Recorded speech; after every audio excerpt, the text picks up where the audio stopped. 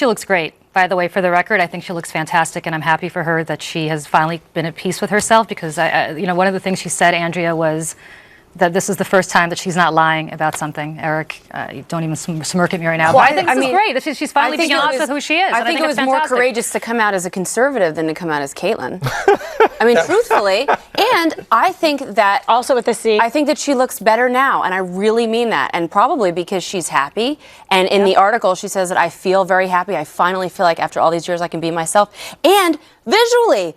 I mean, I'm being totally honest because I really love said this earlier. And I support. Yeah. I did. I mean, but Andrea, you're comparing those two pictures. He looks better as a she, and I say that because in the interview with Diane Sawyer, the hair was frazzled. He didn't look. He was disheveled. He didn't look like himself. You wanted to do his hair at the. She looks great now, and I mean that sincerely. Well, I think that's part. But Eric, I think that's partially true because you've got people. Look, this is clearly somebody who, for her now, her entire life, has lived completely not at peace with who she was. And finally, this is a woman in her 60s who's saying, I'm happy with who I am, and this is what I want to be. And I think there's nothing wrong with that. I think it's fantastic. And I wasn't smirking about anything that was going on here. I was smirking because I had the exact same talking points. That Bruce Jenner did something that was very difficult. Bruce Jenner did something that he knew was probably going to give him a lot of grief. Bruce Jenner stood up loudly and proudly declared he was a Republican. And that was the funny part. That's why I was smirking. I'll tell you what did happen from this, though.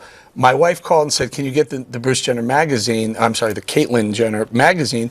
We're sold out all in New Jersey. So she went to like 10 different places.